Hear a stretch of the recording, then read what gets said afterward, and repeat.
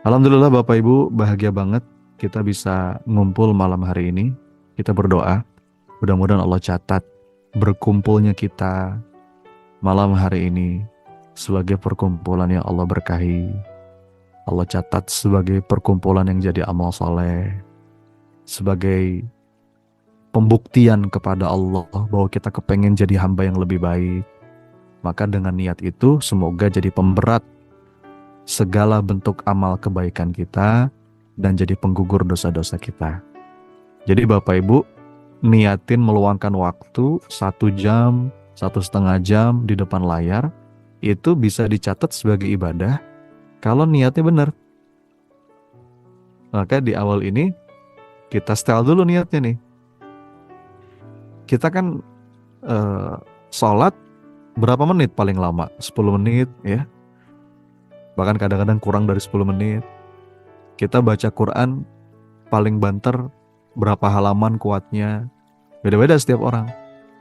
Tapi di depan layar handphone atau di depan layar laptopnya, Bapak Ibu meluangkan waktu 1 jam, 1,5 jam. Dan waktu yang Bapak Ibu luangkan itu bisa dicatat sebagai ibadah. Kalau memang niat kita itu dilurusin sejak awal. Gitu ya. Jadi kita niatkan semoga Allah ridhoi apa yang coba akan kita bahas malam hari ini. Saya coba cek and recheck dulu seperti biasa SOP-nya. Suara saya aman ya Bapak Ibu? Terdengar dengan jelas? Aman. Mungkin kalau yang terdengar kecil itu kendala di handphonenya. Biasanya ada telepon masuk, mungkin bisa dikeluarkan dulu baru masuk lagi atau diatur coba volumenya dan lain sebagainya. Baik, malam hari ini Ayah Bunda yang dirahmati Allah, kita akan ngebahas tentang inner journey, perjalanan ke dalam diri. Saya mau ulang pertanyaan nih, yang tadi Mas Reza tanyakan. Kira-kira Ayah Bunda, kenapa bahasan ini menjadi penting? Kenapa ini penting? Kenapa perjalanan ke dalam diri itu menjadi bahasan yang menarik dan bahasan yang penting untuk kita kupas? Tadi sudah sedikit saya singgung ya. Ada yang bisa jawab di kolom chat? Karena memang segala sesuatu itu dimulai dari dalam. Kita itu kalau lagi ada persoalan, lagi ada keruwetan hidup, itu seringkali yang dicari itu jalan keluar. Betul nggak?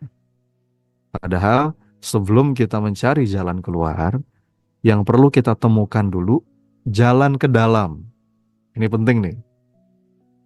Jalan ke dalam sebelum jalan keluar. Karena segala sesuatu, segala perbaikan, perubahan, pembenahan, hidup dalam banyak aspeknya, itu selalu dimulai dari dalam.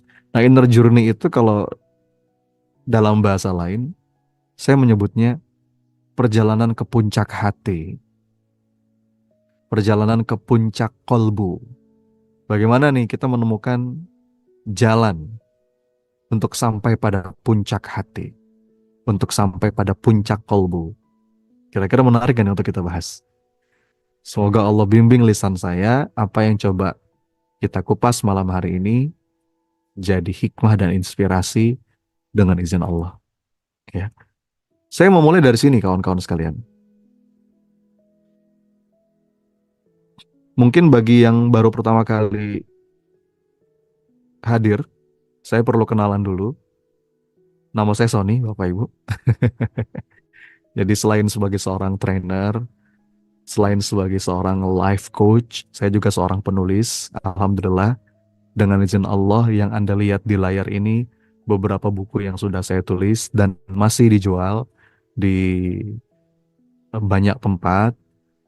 Ada 5-6 buku ya kurang lebih.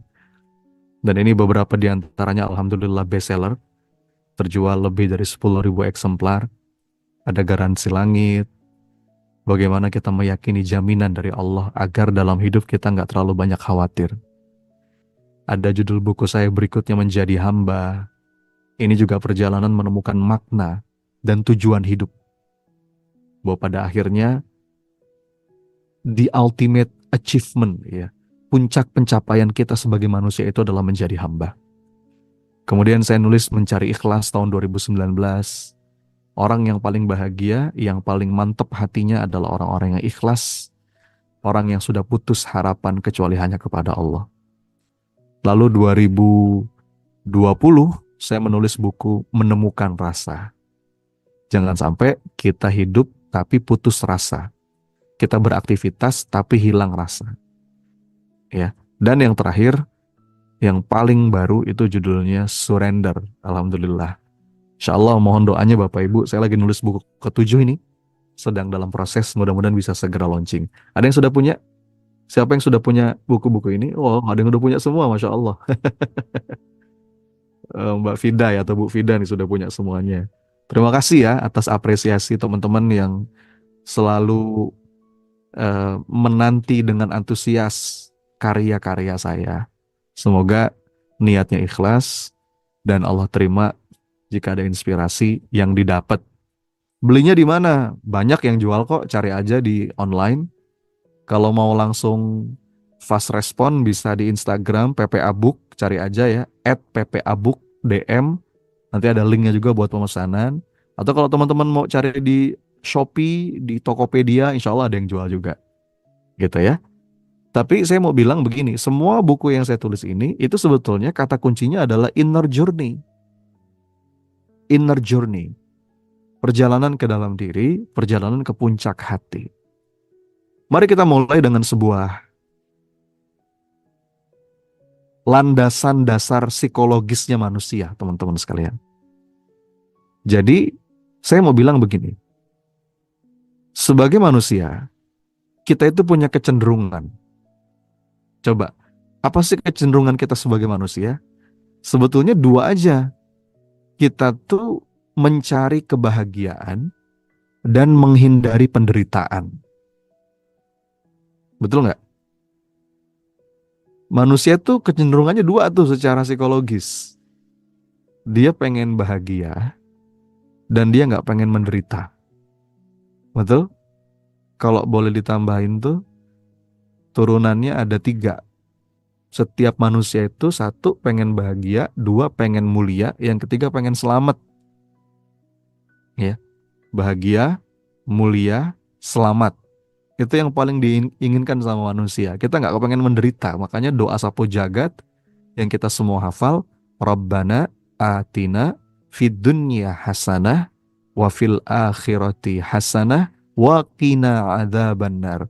Ya Allah, kita minta hasanah. Hasanah itu kebaikan, kebahagiaan, keberuntungan di dunia dan di akhirat, dan kita minta diselamatkan dari azab neraka. Memang itulah kecenderungan kita. Nah, dalam perjalanan kita untuk mencari kebahagiaan, itu ada 2 arah nih. Mau lewat yang mana? Mau lewat ketenangan atau kesenangan? Ini cuma beda 1 huruf loh. Ini beda 1 huruf, tapi bisa fatal. Teman-teman, Semarang sama Samarang itu beda jauh. Betul ya? Padahal cuma beda 1 huruf. Kalau Semarang di Jawa Tengah, Samarang tuh di Garut. Jalan eh, apa? Per Kutilang sama Jalan Ketilang itu beda jauh. Purwokerto sama Purwakarta itu beda jauh. Jadi ini cuma beda 1 huruf nih. Yang satu ketenangan, yang satu kesenangan. Ini biasanya jalan yang dipilih oleh kebanyakan manusia saat mereka ingin memenuhi kebutuhan dasar psikologisnya. Kepengen bahagia dan gak pengen menderita tadi. Bedakan loh ya antara kebahagiaan dan kesenangan. Itu 2 hal yang berbeda. Kalau dalam bahasa Inggris, kesenangan itu kan pleasure. Tapi kalau kalau kebahagiaan itu happiness. Kalau dalam bahasa Quran, kesenangan itu mata wa mal hayatud dunya illa mata'ul ghurur. Kalau kebahagiaan itu as-sa'adah la khaufun alaihim walahum yahzanun. Jadi beda antara kesenangan dan kebahagiaan.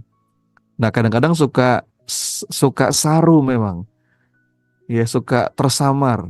Kita pikir ini kebahagiaan, padahal cuman kesenangan. Durasinya lebih sangat pendek. Yang mana yang kira-kira jalan yang kawan-kawan pilih? Hah? Sebagian orang ketika menuju puncak hati, menuju puncak kolbu, itu milihnya jalan kesenangan. Padahal jalan kesenangan itu adalah jalan kenikmatan sesaat. Bukannya nggak boleh, boleh. Itulah fitrahnya kehidupan. Tapi kita perlu betul-betul sepenuh sadar bahwa semua ini hanyalah perhiasan dunia saja. Jangan tenggelam di sini, karena di sini kita nggak pernah puas. Orang-orang yang memilih jalan kesenangan adalah mereka yang biasanya menjadikan dunia sebagai tujuan. Padahal kata Allah, tadi udah saya mention tuh, kehidupan dunia itu hanyalah kesenangan yang memperdayakan. Wa mal hayatud dunya illa mata'ul ghurur. Di jalan ini, Bapak Ibu yang dirahmati Allah, kita nggak pernah puas. Ini sebuah hadis Nabi yang saya cantumkan di slide. Rasulullah Shallallahu Alaihi Wasallam bersabda, seandainya seorang anak Adam itu punya satu lembah emas, apakah dia puas? Tidak. Dia akan menginginkan dua lembah yang lain. Dan sama sekali nggak akan merasa puas. Apa yang bikin dia puas ketika tanah kubur itu masuk ke dalam mulutnya? Nah, kita anak Adam bukan? Kita keturunan Adam. Maksudnya kita ini umat manusia. Artinya memang ini sifat dasar kita yang perlu kita sadari. Just be aware. Be careful. Maka sifat dasar ini perlu kita kelola. Sifat dasar ini perlu kita kendalikan. Ya. Kalau kita salah dalam menyikapi sifat dasar ini, efeknya bahaya, efeknya fatal. Apa efeknya? Waktu kita habis untuk urusan-urusan yang melenakan. Ya. Sampai akhirnya tanah yang masuk ke dalam mulut kita bersamaan dengan penyesalan yang luar biasa menyesakkan. Na'udzubillah. Dan saat itu barulah kita paham tentang apa yang semestinya kita cari. Jadi kita kemana nih arahnya nih? Karena obsesi kita itu akan menentukan arah. Kalau kesenangan sementara yang menjadi arah, yang menjadi tujuan, nanti ketika satu keinginan tercapai, apakah dia puas? Enggak. Justru timbul 100 keinginan yang lain. Istilahnya hedonic treadmill. Makanya kalau bahasa psikologinya, teman-teman mana yang duluan? Bahagia dulu baru sukses atau sukses dulu baru bahagia? Coba jawab di kolom chat. Yang mana yang duluan?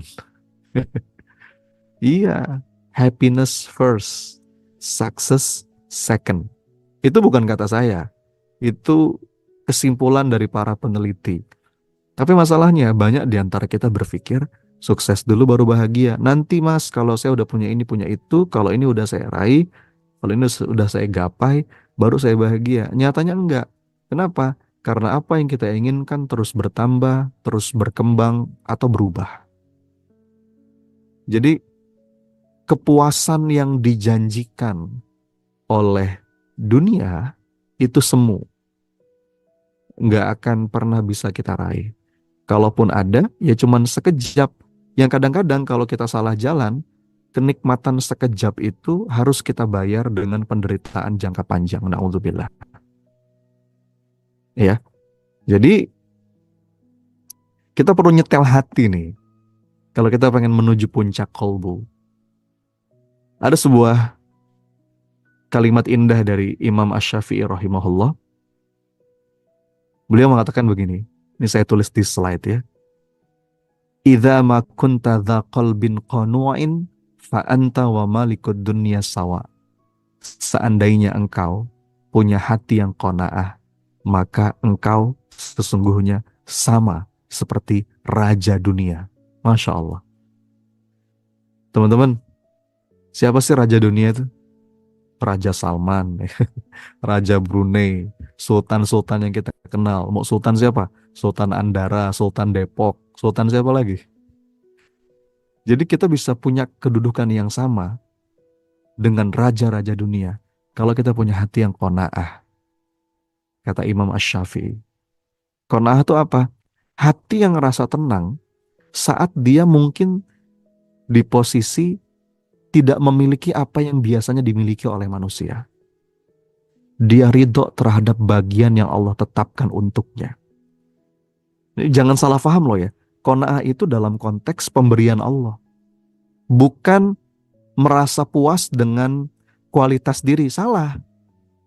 Dalam konteks amal soleh, dalam konteks kualitas diri, kita nggak boleh merasa puas. Kenapa? Karena kita harus terus bertumbuh, bertumbuh, bertumbuh. Amal soleh harus terus nambah, terus nambah, terus nambah. Yang kita kejarkan surga. Sedangkan amal soleh kita receh. Kemudian dosa kita masih banyak.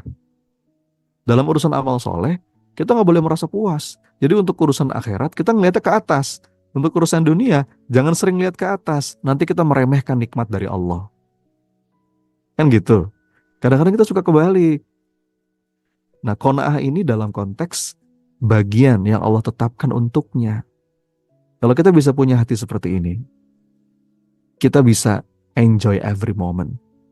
Dengan apapun yang Allah berikan, maka posisi kita dengan raja dunia sama. Idza ma kunta dza qalbin qana'in fa anta wa malikud dunya sawa. Kita akan jadi orang yang paling nikmat. Kita akan jadi orang yang paling kaya. Makanya kata Nabi SAW, dalam urusan dunia, jangan sering-sering lihat ke atas, lihat juga yang di bawah, agar kalian tidak meremehkan nikmat dari Allah. Nah, akhirnya saat kita punya mental seperti itu akan mengantarkan kita pada nikmat selanjutnya. Karena saat kita ngelihat ke bawah, kita jadi banyak syukur. Rasa syukur itu akan mengantarkan kita pada nikmat selanjutnya. Allah tambah tuh. Jadi, enjoy. Kalau kalimat dari salah seorang ulama begini, orang yang serakah itu sejatinya orang yang fakir. Meskipun dia punya semua kekayaan. Tapi orang yang qanaah sejatinya adalah orang yang kaya. Walaupun nampaknya banyak yang dia nggak punya. Gitu ya. Jadi ini sebuah mentalitas yang perlu kita dudukkan kawan-kawan, Bapak Ibu, untuk nyetel hati kita. Ada lagi nih sebuah kalimat yang makjeleb banget menurut saya, yang saya kutip dari Syekhul Islam, salah seorang ulama besar namanya Ibnu Taimiyah rahimahullah. Beliau sampai bilang begini teman-teman sekalian. Nah, ini kan kita mau nyari jalan ke dalam ya. Maka pemaknaan-pemaknaan seperti ini harus kita hujamkan ke dalam diri. Kata Syekhul Islam, beliau bilang begini, sungguh kasihan. Kalimatnya kasihan. Siapa yang dikasihani? Sungguh kasihan orang-orang yang mencintai dunia. Kenapa orang yang mencintai dunia itu kasihan? Karena mereka itu pada akhirnya akan meninggalkan dunia ini. Tapi mereka belum merasakan kenikmatan yang paling besar di dunia ini. Lalu ada yang bertanya, wahai Syekh, apa memangnya kenikmatan yang paling besar di dunia ini? Jawaban beliau, kenikmatan itu adalah saat engkau merasakan cinta kepada Allah. Merasa tenang ketika mendekatkan diri kepada Allah. Merasa rindu untuk berdekat-dekat dengannya. Merasa bahagia ketika mengingatnya dan ketika mengamalkan ketaatan padanya. Masya Allah. Ini indah banget ya teman-teman. Jadi kalau ada orang yang cinta banget sama dunia, itu sebenarnya orang-orang yang perlu dikasihani. Bukan malah iri. Beberapa di antara kita seringnya iri. Enggak, kata Ibnu Taimiyah rahimahullah, itu orang-orang yang kasihan. Karena mereka belum merasakan nikmatnya dunia, tapi mereka meninggalkan dunia ini. Anjlok ya kalimatnya ya. Nah, oleh karena itu, jalan yang semestinya kita pilih adalah jalan ketenangan. Jalan ketenangan yang semestinya kita pilih. Kalau memang yang kita inginkan itu bahagia yang utuh, bahagia yang penuh. Di jalan ketenangan ini, yang ada adalah energi hati yang stabil, steady heart. Tidak mudah goyah, tidak mudah goncang, tidak mudah goyang ketika badai datang. Badai pasti datang, teman-teman. Namanya hidup ya, ujian itu pasti ada. Tapi orang yang punya steady heart, orang yang menempuh jalan ketenangan, dia nggak mudah goncang, dia nggak mudah goyang.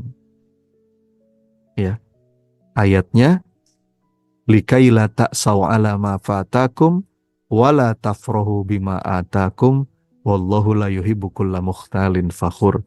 Jadi orang yang punya steady heart, energi hati yang stabil itu, kalau dia tidak mendapatkan apa yang dia inginkan, mungkin sedih, tapi sedihnya nggak terlalu dalam, biasa aja.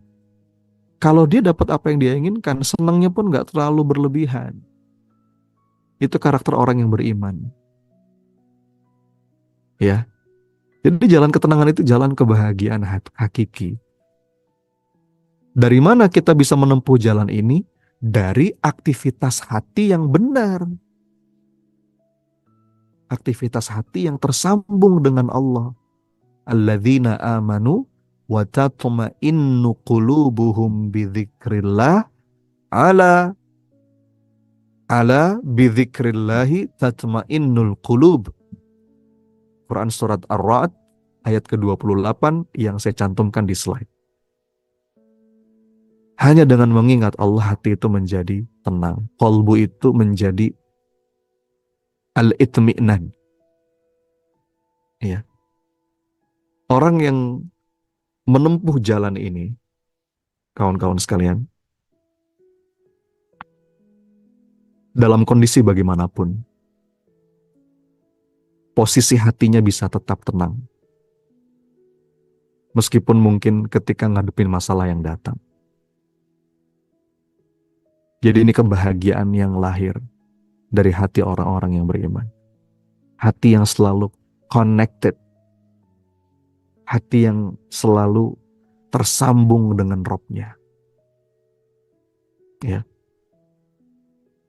Hati yang selalu merindukan kehidupan akhirat. Nah, ini keindahan dan ketentraman yang hakiki. Bahkan ini bisa kita rasakan selagi kita masih di dunia. Kan kita sering dengar tuh nasihat dari para ulama. Kalau memang yang kita kejar akhirat, nanti dunia dapat. Nah, puncaknya kenikmatan dunia itu hati yang tenang kayak begini. Tapi kalau kita kejar dunia, akhirat belum tentu ngikut. Ya. Makanya kata Rasulullah, jalan yang ditempuh oleh orang-orang yang beriman itu menakjubkan. Ajaban li amril mu'min, inna amrohu kullahu khair. Kenapa bisa menakjubkan? Karena semuanya baik. Selalu ada kebaikan dalam setiap tindakan-tindakannya, dalam setiap episode kehidupannya. Kalau dia dapat apa yang dia inginkan, itu jadi kebaikan. Karena itu semua mengantarkan dia pada kesyukuran.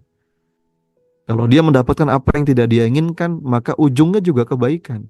Karena dengan itu akan mengantarkan dia pada sabar, pada ridho.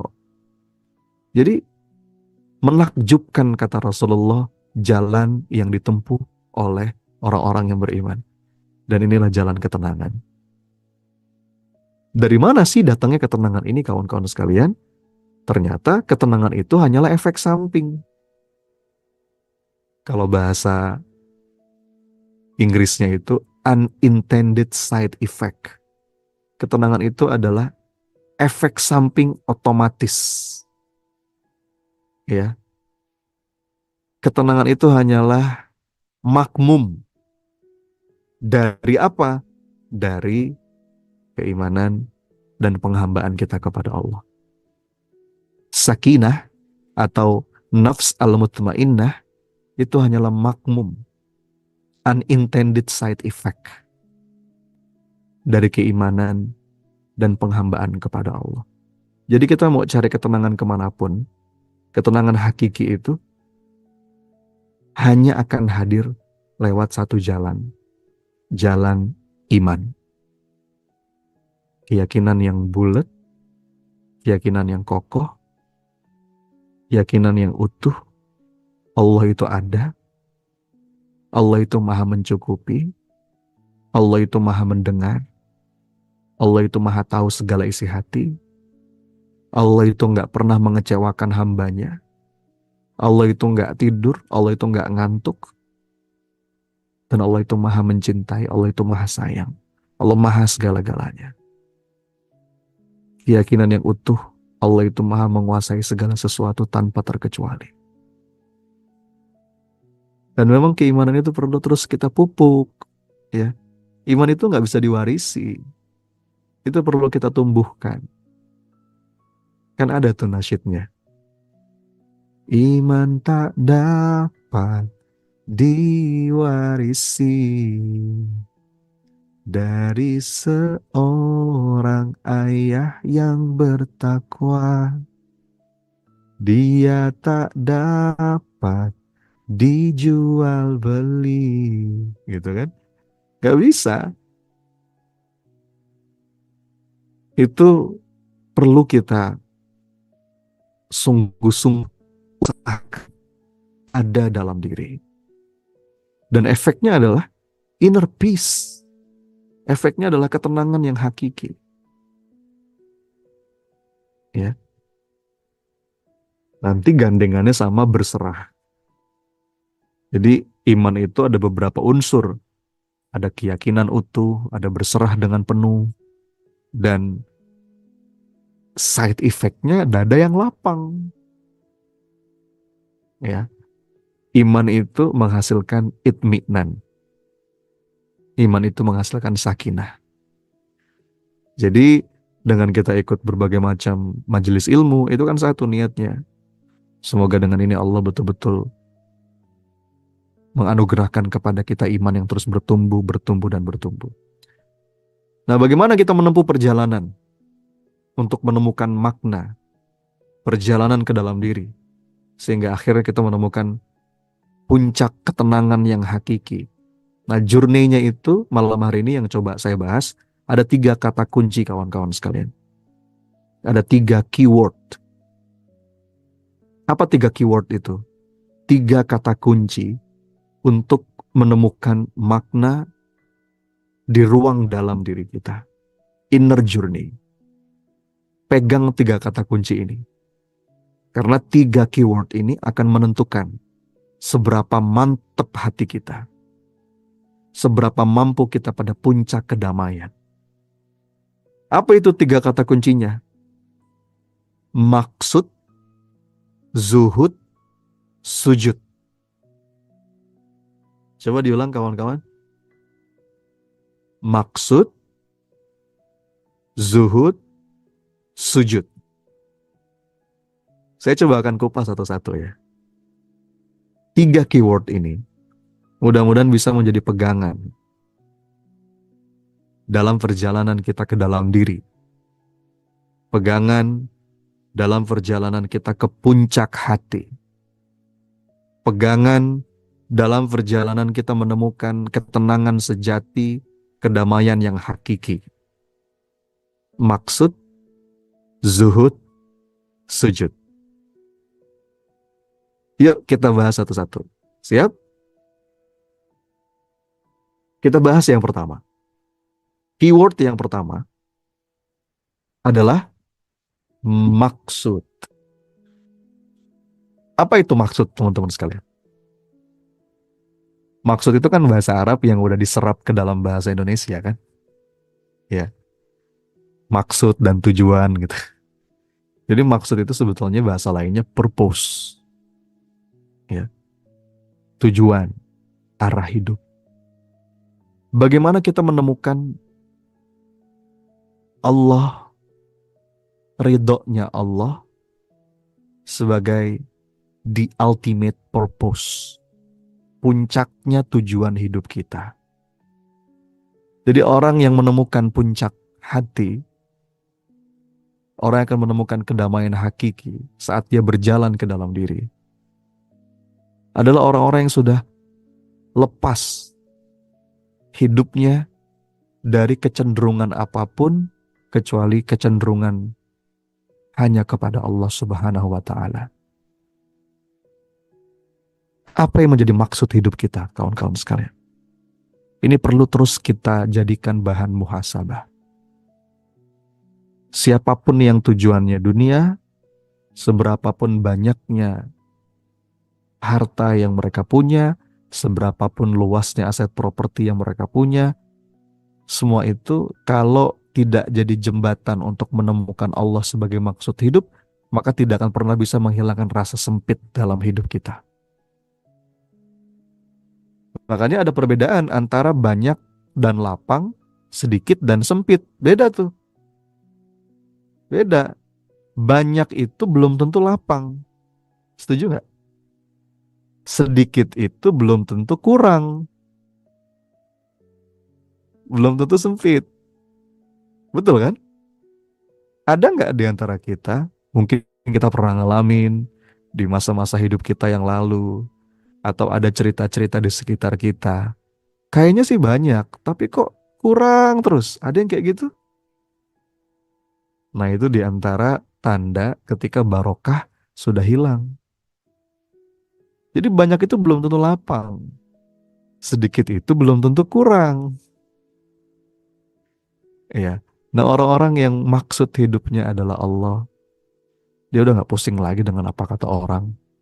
Dia udah nggak capek dengan pandangan orang. Yang paling penting apa kata Allah. Itu lapang hidupnya. Jadi karakter utama hamba-hambanya Allah itu, dia punya clarity of purpose. Maksud hidup yang clear. Tujuan jelas. Inna lillah wa inna ilaihi raji'un.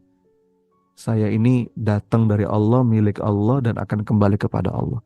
Everything comes from Allah and shall return to Allah. Kenapa sih ada orang yang mudah kecewa? Kenapa sih ada orang yang mudah sakit hati? Ada orang yang sedih berlebihan. Itu orang-orang yang tujuannya bukan Allah. Maksud hidupnya bukan Allah. Orang-orang yang purpose-nya clear. Allah, ridhonya Allah yang dia tuju. Itu hidupnya puas. Penuh. Fulfillment. Hidupnya tuh peacefully. Tenang, damai. Hatinya lapang. Dia mudah maafin orang lain. Kan sering saya sampaikan, kita tuh akan mudah maafin orang kalau kita berharap dimaafin sama Allah. Betul nggak? Kita akan berat maafin orang kalau kita ngerasa kita nggak butuh dimaafin sama Allah. Padahal kalau kita ingat dosa, ingat betapa banyak kedurhakaan kita kepada Allah, dan kita berharap dimaafin sama Allah, itu tuh akan mudah kita maafin orang. Wal ya'fu wal yasfahu ala tuhibuna ayyakfirullahu lakum. Quran surat An-Nur ayat 24 yang sering saya sampaikan. Jadi orang yang maksud hidupnya Allah tenang. Dia nggak mikirin apapun yang nggak perlu dipikirin. Dia nggak punya kekhawatiran yang tidak pada tempatnya. Karena dia bulat yakin Allah Sang Maha Penjamin. Satu aja yang dikhawatirkan ketika Allah nggak maafin, udah. Karena ketika Allah maafin adalah semuanya beres. Ya. Yang lain nggak penting, Engkau yang penting ya Allah. Jadi, nah ini al-ikhlas. Clarity of purpose itu bahasa lainnya ikhlas. Ikhlas itu apa sih? Ketika maksud dari segala aktivitas kita itu Allah. Kita gak butuh saksi yang lain kecuali cukup Allah. Ketika sudah putus harapan di hati kita kecuali hanya kepada Allah. Jadi kalau kita pengen merasakan manisnya iman, kawan-kawan sekalian, Bapak Ibu. Kalau kita pengen merasakan manisnya ikhlas. Tugas kita itu terus berusaha, walaupun mungkin tertatih ya, tapi ini perlu kita latih terus. Berupaya untuk mengubur dalam-dalam rasa harap kepada siapapun, kecuali hanya kepada Allah. Kenapa? Karena konsekuensi dari berharap kepada selain Allah itu pasti kecewa. Dijamin. Konsekuensi dari berharap kepada selain Allah itu kecewa. Dialah Allah satu-satunya yang tidak akan pernah mengecewakan harapan hambanya. Ketika hamba ini berhusnulon, ketika hamba ini bulat yakin. Jadi orang yang sudah putus harapan di hatinya kecuali hanya kepada Allah, dia enak ngejalanin hidup. Fokus hidupnya apa? Fokus hidupnya cuma ya udah memperbaiki diri, memberikan yang terbaik. Selesai. Allah jadi saksi. Dia nggak menuntut siapapun untuk menjadi saksi atas segala kebaikan-kebaikannya. Dia sudah puas dengan kesaksian dari Robnya. Lagi pula buat apa kita pusing pandangan orang? Orang kagum sama kita itu nggak bisa nganterin kita ke surga. Orang menghina kita itu nggak bisa membawa kita ke neraka. Terus ngapain kita pusingin pandangan orang? Akhirnya ketika seseorang punya mentalitas dan kualitas karakter yang seperti ini, jiwanya itu kokoh, jiwanya itu penuh kedamaian. Sebaliknya, jiwa kita akan rapuh kalau kita masih meletakkan porsi harapan kita kepada manusia. Iya nggak sih? Coba deh teman-teman sekalian. Ketika kita ngerasa sakit hati, patah hati, sedih, kecewa, itu saya jamin pada saat itu kita lagi berharap kepada manusia. Iya nggak sih? Padahal dalam interaksi, dalam muamalah, tugas kita kepada manusia itu ngasih yang terbaik. Kalau kita mau ngarep, ngareplah kepada Allah. Tugas kita memberi, memberi cinta, memberi kebaikan, memberi kasih sayang, kita peduli, kita empati, kita mengajak. Ya udah itu aja. Jangan sekali-kali menjadikan manusia sebagai tempat untuk menaruh harapan. Karena akibatnya nggak ada yang lain, pasti kepahitan. Ada sebuah kalimat dari salah seorang ulama, aku pernah berharap kepada manusia, dan Allah menegurku dengan kekecewaan. Sebagaimana perkataan dari Sayyidina Ali bin Abi Thalib, aku sudah pernah merasakan semua kepahitan hidup, dan yang paling pahit adalah berharap kepada manusia. So kawan-kawan sekalian, sudahlah. Dialah Allah sebaik-baik tempat kita untuk berharap. Dialah yang mendengar segala doa. Dialah yang tahu segala pinta. Maksud. Maka mari kita refleksi. Saya mau ngajak Bapak Ibu, kita melakukan self-reflection. Boleh nggak? Beberapa menit aja. Saya minta Anda pejamkan mata. Kemudian bertanya ke dalam diri. Kita kan lagi ngebahas inner journey nih. Maka nggak bisa kita menempuh perjalanan ke dalam diri tanpa refleksi. Coba pejamkan mata. Kita nanya sama hati kita. Nanya apa? Duhai hati, duhai kolbu, apa sebenarnya yang sedang kau cari? Benarkah ridho Allah yang kau cari? Atau jangan-jangan engkau mencari selain Allah? Kau cari pandangan makhluk. Engkau mencari kekaguman makhluk. Engkau mencari penghargaan dari manusia. Pantas saja dada terasa sempit.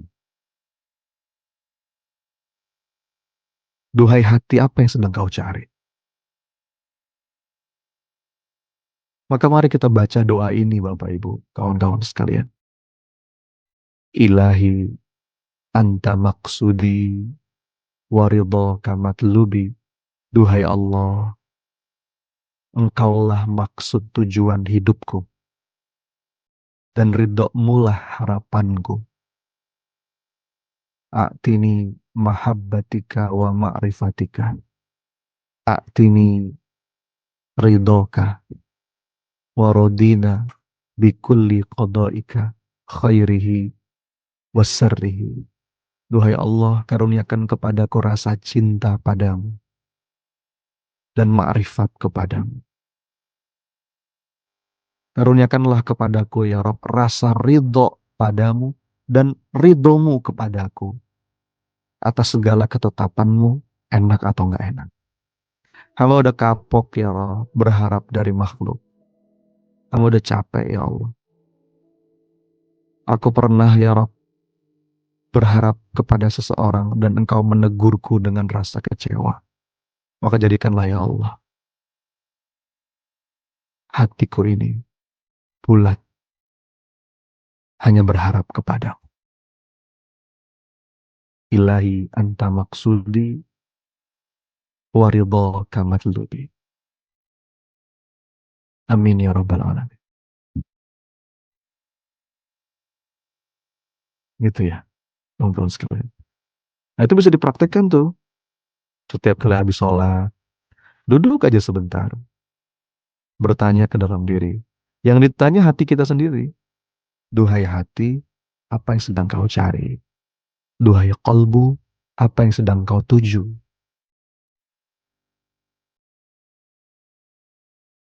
Duhai jiwa, engkau mau kemana? Ya. Nah, bertanya ke dalam diri itu akan membantu kita untuk menemukan jalan ke puncak hati, jalan ke dalam diri. Oke ya? Itu yang pertama. Maksud. Apa yang pertama? Maksud. Lalu yang kedua sekarang. Kita masuk keyword yang kedua. Apa keyword yang kedua yang perlu kita jadikan pegangan untuk menempuh perjalanan ke dalam diri, menempuh perjalanan ke puncak hati, menemukan kedamaian hakiki, ketenangan sejati. Keyword yang kedua adalah zuhud. Apa itu zuhud, kawan-kawan sekalian? Zuhud itu definisi singkatnya adalah hidup tanpa tendensi. Ini tendensinya dikasih tanda petik ya, tanda kutip. Hidup tanpa tendensi. Maksudnya apa? Kita mengosongkan hati kita dari selain Allah.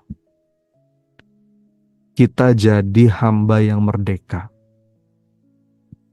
Kita memerdekakan hati kita dari apapun keinginan yang lain selain Allah.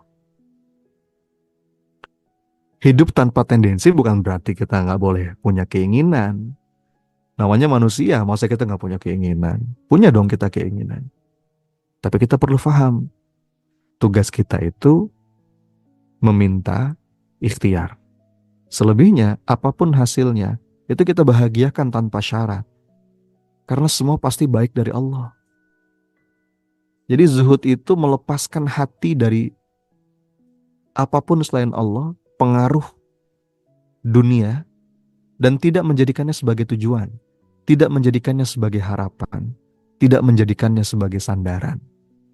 Itu jembatan aja. Ya. Mengistirahatkan jiwa. Zero mind process. Bahasa kerennya. Karena kalau kita nggak hati-hati, kadang-kadang setelan hati kita salah.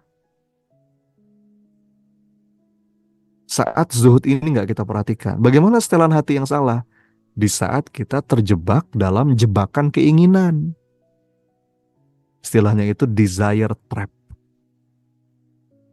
Ketika kita menginginkan banyak hal, sampai membuat kita sibuk mikirin apa-apa yang belum ada, dan lupa mensyukuri apa-apa yang sudah ada. Kita sibuk merisaukan hasil, lupa menikmati proses. When desire takes you out of the present moment. Nah ini nih, akhirnya banyak cemas, banyak sedih, sibuk dengan apa yang belum ada. Ini jebakan keinginan nih, kehilangan syukur. Yang udah ada jadi nggak dinikmatin, yang belum ada dipikirin terus. Kita kehilangan fokus, kita jadi susah khusyuk, kita terjebak dengan angan-angan. Ya kita harus mempersiapkan masa depan, kita harus punya rencana, kita harus punya planning. Tapi kita juga perlu sadar bahwa kita tuh hidup di masa kini. Jadi kita memperhatikan apa-apa yang kita siapkan untuk masa depan dengan persiapan masa kini. Gitu ya. Jadi zuhud itu menjernihkan keinginan kalau dalam bahasa saya. Nah ini penting nih. Ini kata kunci supaya kita jernih. Supaya kita menemukan jalan ke dalam diri. Seperti apa sih Mas Oni keinginan yang jernih? Nah ini dia. Keinginan yang jernih itu adalah keinginan yang tetap membuat kita bisa bersyukur dan berbahagia dengan apapun hari ini. Keinginan yang tetap bisa membuat kita menikmati prosesnya tanpa dirisaukan dengan hasil akhir. Nah itu ciri-ciri karakter orang-orang yang zuhud. Dia punya keinginan, dia bergerak, dia berikhtiar, tapi hasil dia lepas. Ya. Fa'idha azamta fatawakal 'alallah. Dia melangkah, tapi dia berserah. Dia pejuang, tapi juga dia seorang sufi. Dia bergerak, berjuang, tapi dia tenang. Menjernihkan keinginan ini penting kawan-kawan sekalian. Karena hidup kita itu jadi mumet, jadi ruwet, karena keinginannya overdosis. Apalagi kita hidup di zaman dalam faham konsumerisme seperti sekarang ini. Apa-apa yang gak penting jadi keinginan. Kepengen ini, kepengen itu. Ya. Nah ini perlu kita jernihkan. Bahkan kalau orang-orang yang zuhud itu bukan berarti gak punya dunia ya. Zuhud itu masalah kondisi hati. Ada orang-orang yang kaya, dunia di tangan, tapi hatinya zuhud. Gitu loh. Jangan diartikan zuhud itu miskin, enggak begitu. Ada orang-orang yang dunia dalam genggaman, tapi hatinya zuhud. Sebaliknya, ada orang-orang yang enggak punya dunia, tapi kepikiran terus. Nah, itu bukan zuhud namanya. Jadi orang-orang yang zuhud itu sederhana. Apa? Jernih keinginannya. Kalaupun dia punya keinginan, puncak keinginannya dua. Dua aja puncak keinginannya. Apa itu? Diampuni dan disayang sama Allah. Saya ulang ya. Orang-orang yang zuhud itu keinginannya jernih. Dan yang dijadikan puncak keinginannya dua. Diampuni dan disayang sama Allah. Sebagaimana sebuah doa yang Rasulullah ajarkan, Allahumma inna maghfirataka arja min amali wa inna rahmataka ausa min dzambi. Dia berharap apapun itu jadi jalan Allah ampuni, jadi jalan Allah sayang. Setiap kejadian yang menimpa, dia jadikan sebab untuk berharap. Semoga dengan ini Allah maafin dan Allah sayangi. Orang yang sudah punya keinginan jernih kayak begini teman-teman, hidupnya tuh indah. Hidupnya tuh indah banget. Orang-orang yang telah menjadikan Allah sebagai satu-satunya tempat berharap, nggak ada lagi yang bisa bikin dia galau. Pokoknya apapun kejadian yang menimpa dia, semua itu dia jadikan sebab untuk berharap. Semoga ya Allah dengan ini engkau semakin sayang padaku, engkau maafin aku. apapun itu, bagaimanapun itu, kayak gimana pun keadaannya. Satu aja ya Allah yang hamba inginkan, semoga dengan itu Engkau maafkan kesalahan, Engkau berikan ampunan, Engkau curahkan kasih sayang. Enak atau enggak enak, sehat atau sakit, kaya atau miskin, dideketin atau dijauhin, mendapatkan atau kehilangan, dipuji atau dicaci, semuanya indah. Harapannya cuma satu, asal dengan itu ya Rob, Engkau ridho, Engkau nggak marah, Engkau memandang hamba dengan sepenuh cinta, Engkau semakin mendekap hamba, Engkau tidak ninggalin hamba. Ini keinginan yang sangat jernih. Fa'ilam takun alayya ghadabun fala ubali, kata Rasulullah. Hamba nggak peduli ya Rob, selama engkau nggak marah padaku, aku nggak apa-apa ya Allah. Selama dengan ini engkau maafin aku, selama dengan ini engkau sayang padaku, aku rapopo, nothing tulus. Justru bagi orang-orang yang zuhud ini, penderitaan dan bencana yang paling besar dalam hidupnya adalah ketika Allah ninggalin dia.